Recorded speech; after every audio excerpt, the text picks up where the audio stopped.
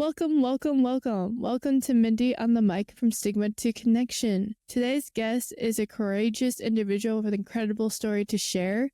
I am honored to welcome Ronni. Ronni is an individual that was diagnosed with a rare genetic disease and a condition that was initially overlooked, which is often the case with many living with rare illnesses. Her journey sheds light on the challenges of navigating the medical system and finding answers when the odds seem stacked against you. But Ronni's story does not end with her diagnosis. Like with so many of my other guests, she's found purpose and she found a reason that fuels her every single day to wake her up in the morning and to go on with life with hope and determination. In this conversation, I am so thankful for Ronni's vulnerability and strength in sharing her journey with us, and I'm just excited for you to hear. On a personal note, I'm excited to announce that I partnered with KMTV, a local news station in Omaha, and I'm happy to partner with them so they can help me get my word out about my private practice, Mindi Counseling, and this podcast. So I just want to say special thanks for them as well. Anyways, I hope you enjoy this conversation. I'm Mindi, and I have a microphone. So this must be Mindi and the mic from Stigma to Connection. Let's have a conversation.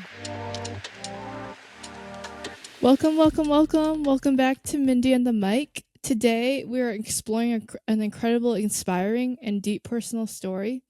My guest has faced the unique challenge of living with a rare genetic disorder and navigating a diagnosis journey that completely shifted their life's trajectory. And just from grappling the complexities of their conditions to making difficult decisions to change careers, they definitely embraced the opportunity to redefine their purpose and rebuilding of a fulfilling life. And today, I'm just so excited to talk to Ronni and she was just so open to share her journey with me. And yeah, Ronni, my first question for you as we dive into this interview is, what was it like just receiving that diagnosis, or tell me a little bit more about your journey with that? Sure. It was such a long journey to get to my diagnosis that by the time I actually got my diagnosis, I was relieved more than anything. Really? Um, Wow. yeah, because up until that point, it was like I had these things happening to my body and things were going wrong and no one could figure out why. Yeah. And there was a sense of being invalidated because it was like, well, you're healthy. You should be fine. Like, none of this makes any sense. Why are you 25 years old and you're having hip issues? Oh, now you're 30 and we need to replace both of them. Like, couldn't tell you why it happened, but it happened, and it gets very frustrating. Um, and when you don't have that diagnosis, it's so often you feel like you are being gaslit by doctors, and in turn you start gaslighting yourself, like maybe it's not that bad, maybe this is in my head. Like, so by the time I got my diagnosis, which is called hypermobile Ehlers-Danlos syndrome, Oh my God. it's a hypermobile, yeah, it's a mouthful, first of all. Do you know how to spell it? Like, have you ever had it written Yes. it down and be like, oh, blah, blah, blah.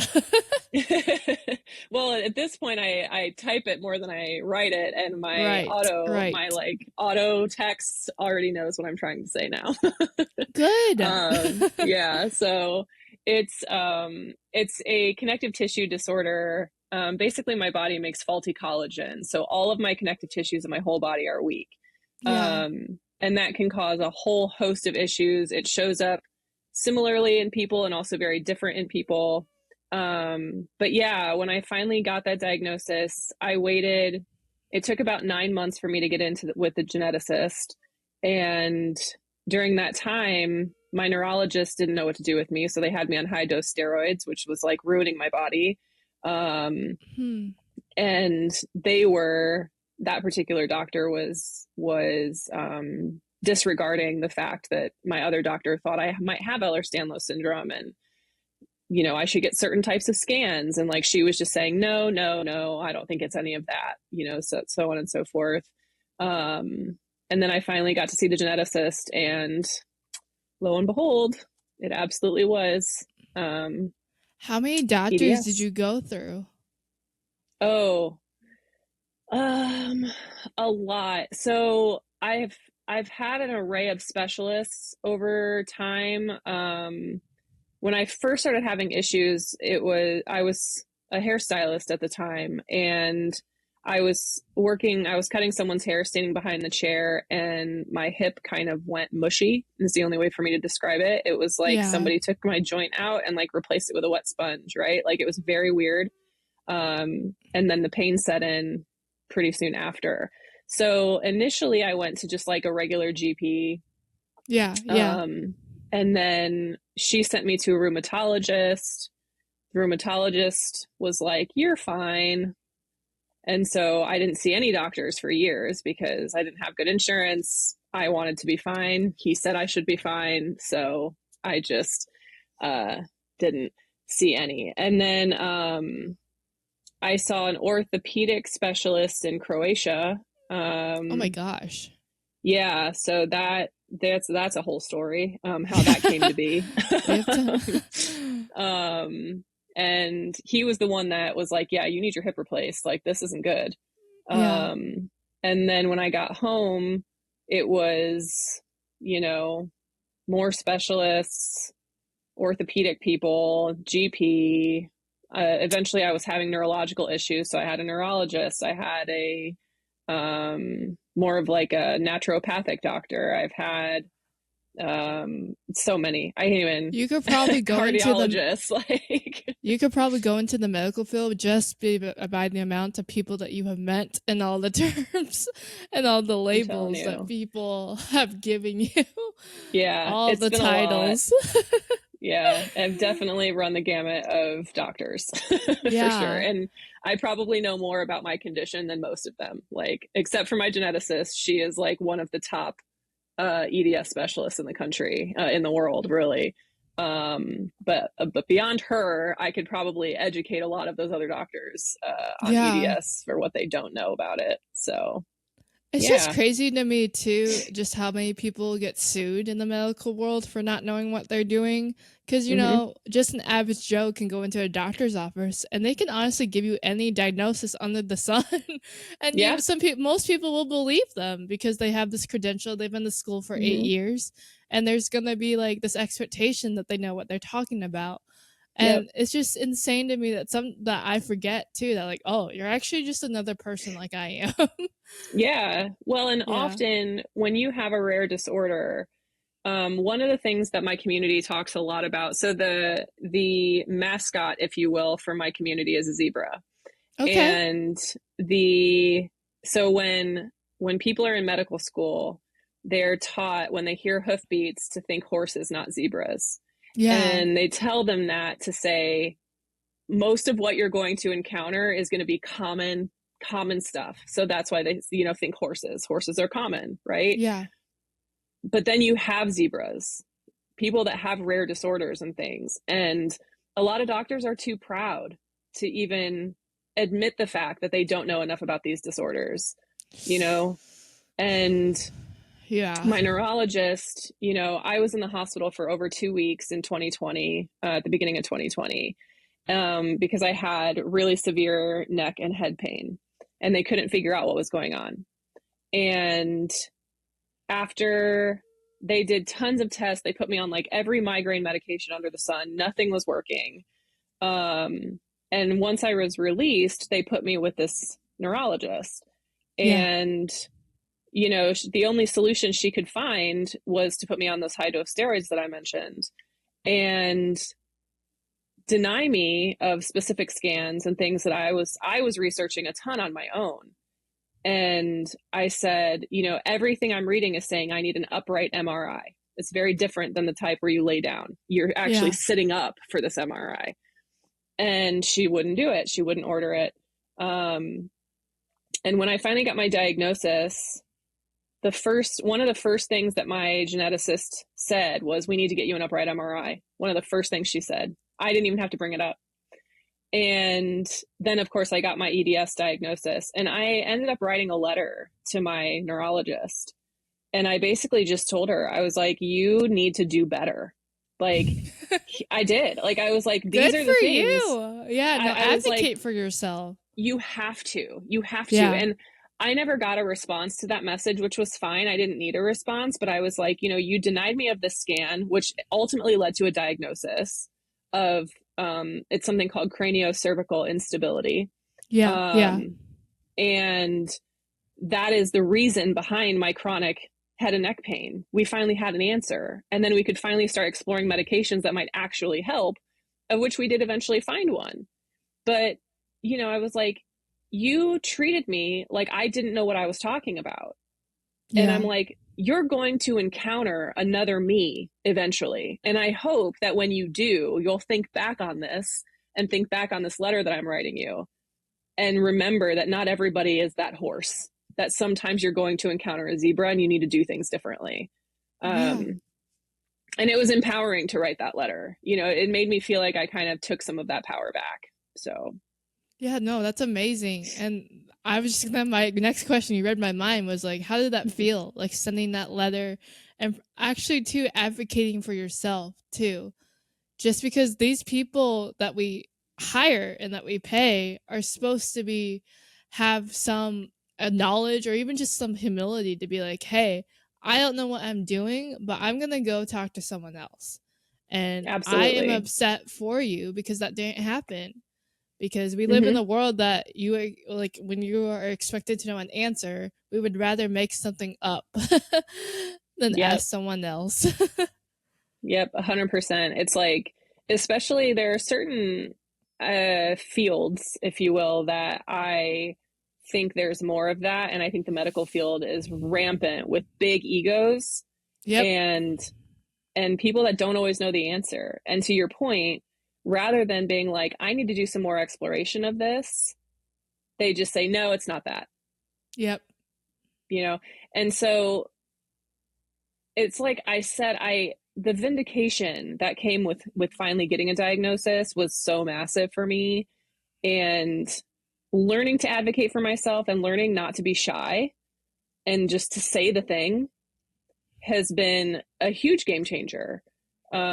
Because there are doctors, like I have, this is a community that like I will come across people in this community that are like, they get the diagnosis and then I'll have a doctor and be like, I don't believe in that diagnosis. I don't What? believe in EDS. As if it's like a made up like concept of a disorder. Like Yeah, that's it is like, outrageous. it's when people come to me and they're like, I actually don't believe in therapy and I'm a therapist, and I'm like, Right. do you believe in the sun? Do you believe that you can Right. get, do you believe in the flu? And Exactly. that's a whole other conversation too. Just, with our world, I think our world has so, or at least in this country, our country is so passionate just about being right and being Mm-hmm. prideful, and we have to state our opinion every single thing, and it makes me Yep. so sad because we can't just ask more questions or really just accept too just where everyone's at. And that's a whole different other conversation, but no, Well, it's I true stand though. behind It's you. Yeah. Yeah, I mean, I think and the idea of being wrong is like this big horrible thing, Yeah. that people don't want to admit when they're wrong. Again, especially when we're talking about medical professionals. Yeah. Um, I don't know the last time I even came across a medical professional that was like, you know what, I was wrong. Like it just doesn't happen. Did you end up suing that neurologist? I did not sue her, but I probably could have, but I didn't think I Okay. had a strong enough case. Um, Putting me on high dose steroids for 9 months was very dangerous, especially once we found out about my genetic disorder. Yeah. But I think they basically probably would have said she did the best she could with the information that she had. And it just wouldn't have been worth the time or money to try and like sue her for malpractice. Yeah, that's a whole different other conversation too. How the legal system. Yeah, exactly. It's very, very layered. Yeah, yeah.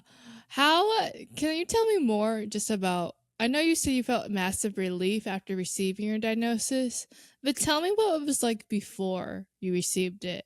How did you deal? What did you feel like? Yeah. It was exhausting. It was exhausting. It was a constant struggle, a constant battle to be listened to. um, to feel like I wasn't alone, because Yeah. it was very isolating, because before we found a medication to help with my head and neck pain, I was having really bad flare-ups all the time, and sometimes they would last for weeks at a time, Mm-hmm. to where I couldn't do anything. Like, I could barely get work done. I was just in bed with ice packs and something over my eyes and trying not to be sick. Yeah. So it just felt lonely, and it felt, I don't even know the words I'm looking for, like the loneliness, the isolation, the desperation. Like, I was getting to a point where I was like, is this what I'm going to be dealing with for the rest of my life? Like, is this how I'm going to feel every day? Like, how will I ever build a business or have a relationship or create a life that I really want to be living if I feel Yeah. like this every day? And Mm-hmm. so having, like, that was just, and I was in therapy, and I was, I was going to therapy every week, and I was doing the things that I knew I could do to try and help myself, but I was so limited because of how I was feeling physically every day, um, that that is what led to that feeling and sense of relief when I finally did get diagnosed. Yeah, and I can just imagine because everything is so connected, the physical parts, the emotional, even some of the spiritual parts. So just even though you're emotionally trying to like go to therapy and trying to do what you can, but just physically you feel like poop, it makes Mm-hmm. sense why you just felt overall like this is not right, something's not adding up. I just overall feel exhausted. That makes a lot of sense. Yeah, yeah, it was a really, really tough time, and frankly, the reason I'm functioning as well as I am now is because of the medications that I'm on. Yeah. And it scares me sometimes when I think, like, medications can stop working, like, Yep. and I don't want to go back there again. But there can be almost, I don't want to say it's a false sense of security, but in some ways it is. It's a very, like, I just feel like it's hard to trust where I'm at, because I know the reason I'm here is because of a little pill that I take twice a day. Yeah. Yeah. And if I lose access to that medication, or it stops working or anything like that, I can be right back where I started. And that is, that's just a fear that I don't let it control me, because I have too big of a life to live, but it's something that's always kind of in the back of your mind. Yeah. They didn't give you any like long-term treatment. They were just like, here's some medication that you have to continuously keep taking. Yeah, so the difficult thing about craniocervical instability is that there's no cure for it. The Okay. only thing that I could really do is have surgery. And they would go in and they would fuse joints in my neck. Um, and it's a big surgery. It can cause complications. It can cause you to need more surgeries after that, and they can't even guarantee that it will eliminate the daily pain. So it just, for me at this juncture, it feels like too big of a risk, when I'm doing as well as I'm doing on the medication that I'm on. Yeah, yeah. Hmm. Wow. Then what would you say, what gives you hope to keep going? Like you said, that's always in the back of your head. Like I think most people would feel really defeated in some ways to receive a diagnosis, but you're obviously doing stuff. You're like you said, you talked about changing careers, you're still in the workforce. Yeah, what makes you get up in the morning and go? I have always had a very strong desire to live my very best life. Yeah. And, I think I came to the conclusion, quite a while ago, that this is the hand I was dealt. And I like to believe I was dealt this hand for a reason. I don't know always what that reason is, but I know that sharing sharing my story, finding people that I can talk to, who I can help, um, you know, what keeps me going? My life. Like, I have Yeah. such a life to live. Like, I created this new business and I'm working online, and that's great. But it's like, I also just got married and I have kids in my life who, not my kids, but like nieces Yeah. who, Yeah. you know, rely on me to show up for them. And I have strong relationships in my life that mean a lot to me, you know, and I have found new activities, like physical activities, to entertain me and help with maintaining and building strength that aren't hurting me, which Yeah. took me a while to find, you know, and I have to, even with those activities, I have to be really careful and I can't overdo it. Um, and so it's just finding travel, like being able to go see the world and stuff, like that kind of stuff really, like those are the things that make me tick, and I have to keep doing them. Yeah. So, you know, I went years without answers to where I was like in bed so much of the time. And when I could do anything, I was on my laptop working because I needed to make money. And, Yep. you know, so it's,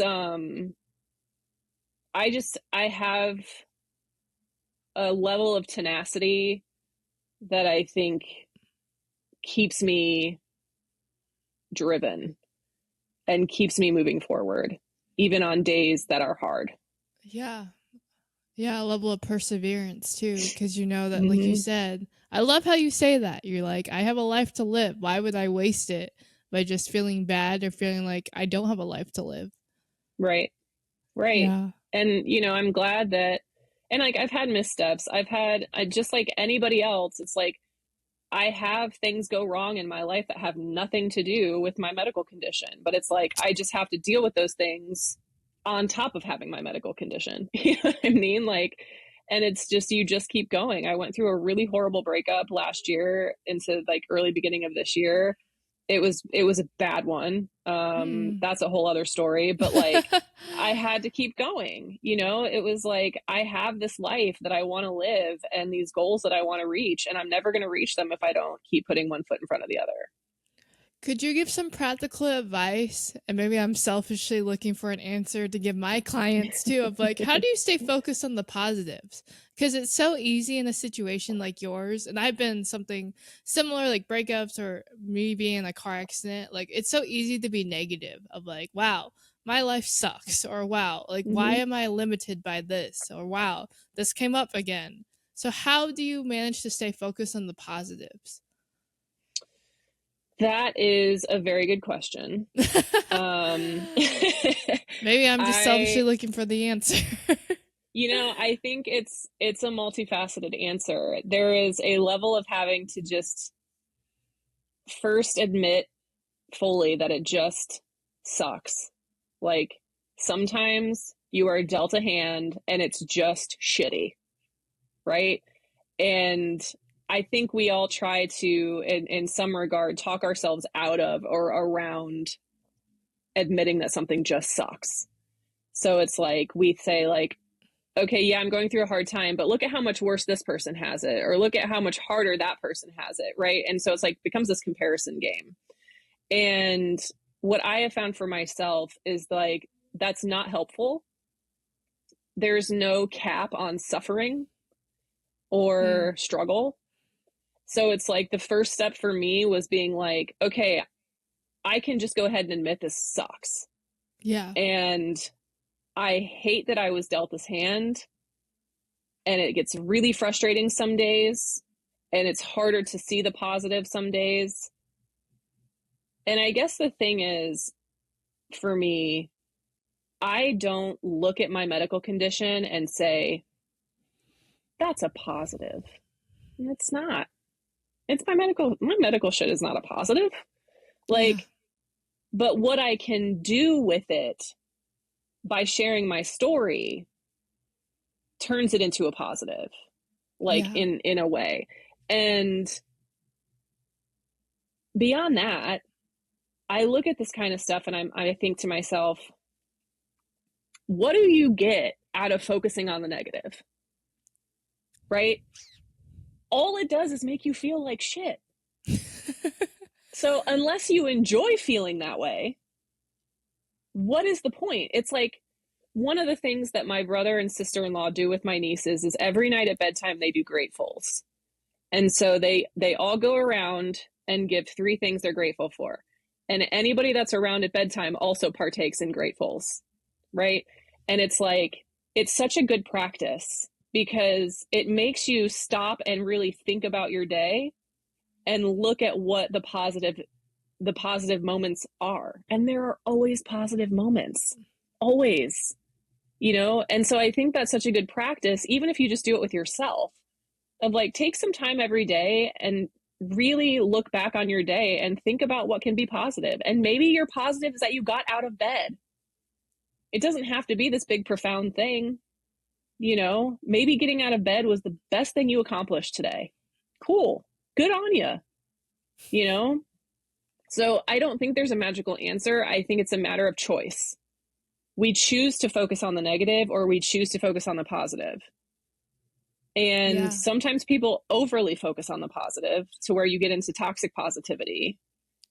Yep, and minimizing. Yeah. Yes. And I have been guilty of that. Like, I have used humor a lot to try and cope with some of the really heavy things that I've had to deal with.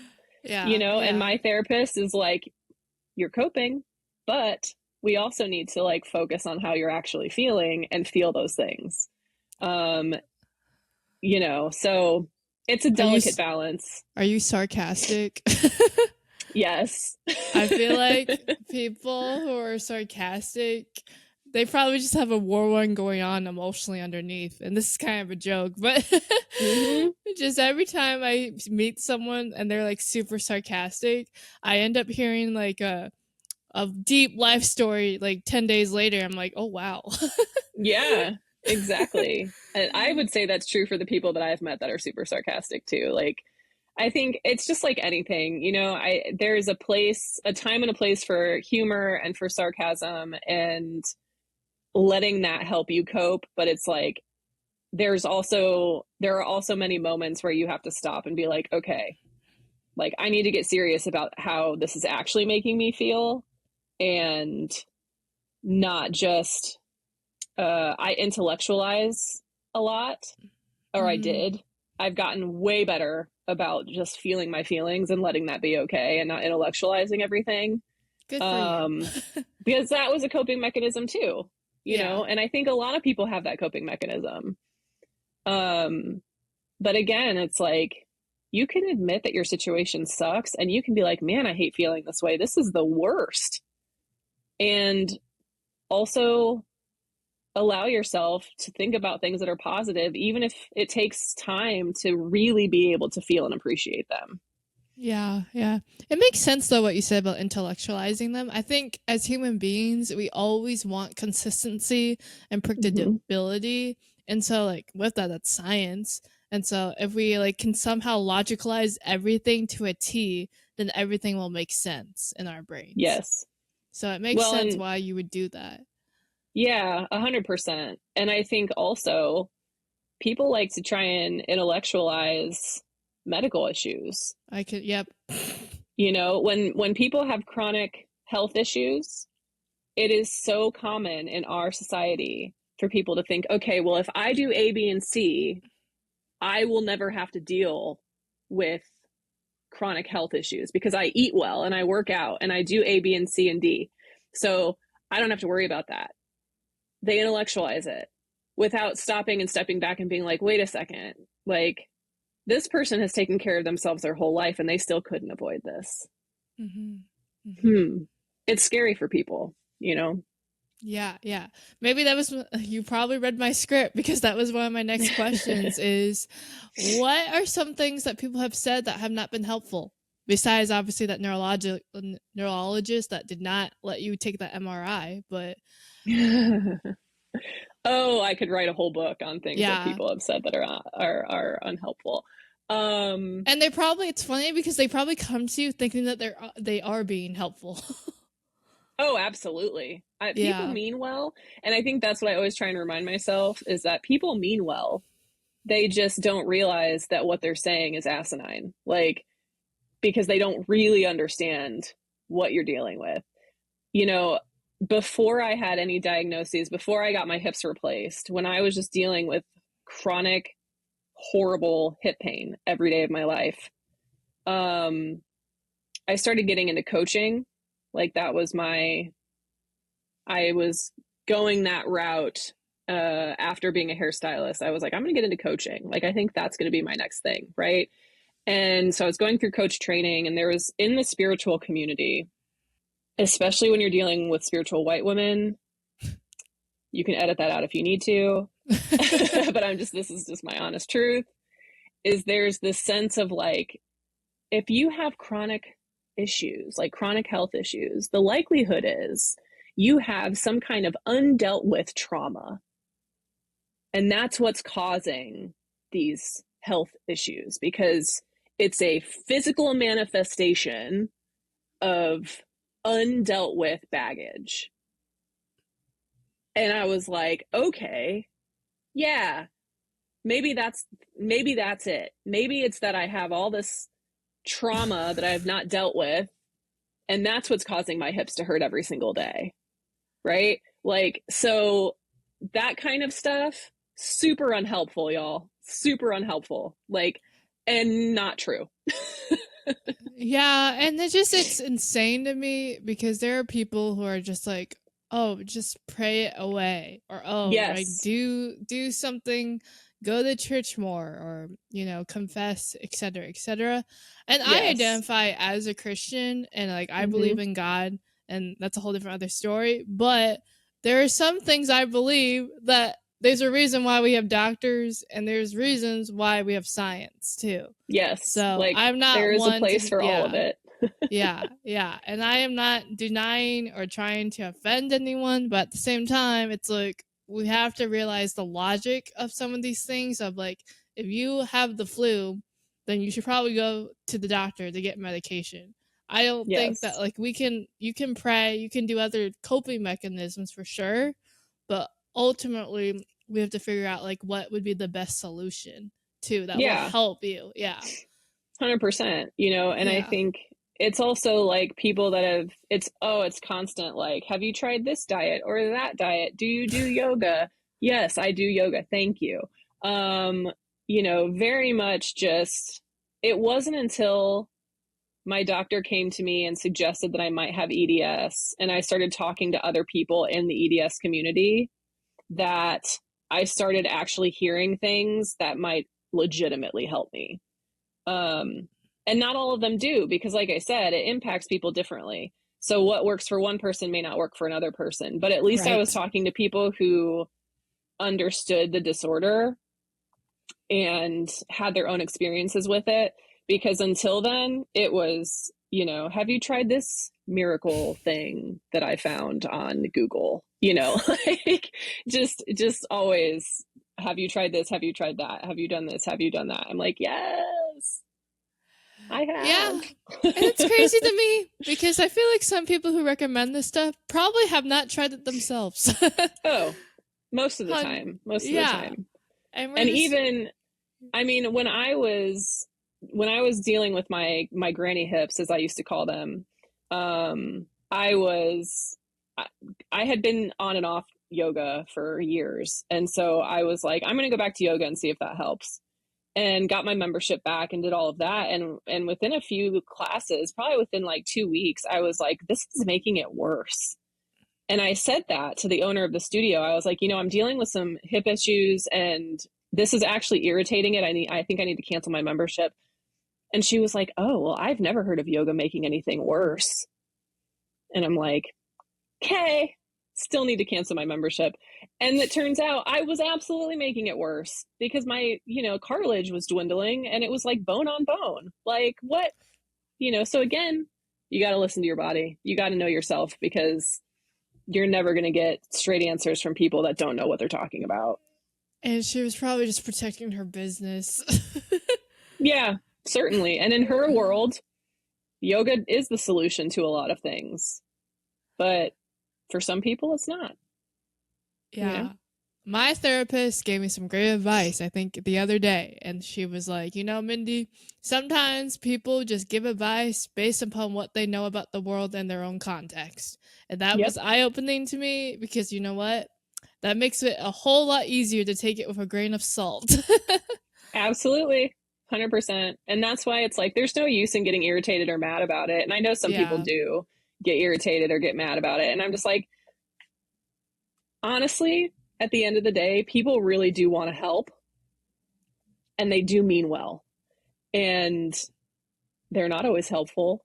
And that just is what it is. But it's like most people aren't coming from a place of, it's just ignorance is all. Mm-hmm. Yeah. So tell me what you're doing now. I know that you said you're working full time. Just tell me more about that, your business changing careers. Yeah, so I don't even know. I mean, I guess I'm working full time, but kind of part time. I work on my own time. So I lose Good. track. Yeah.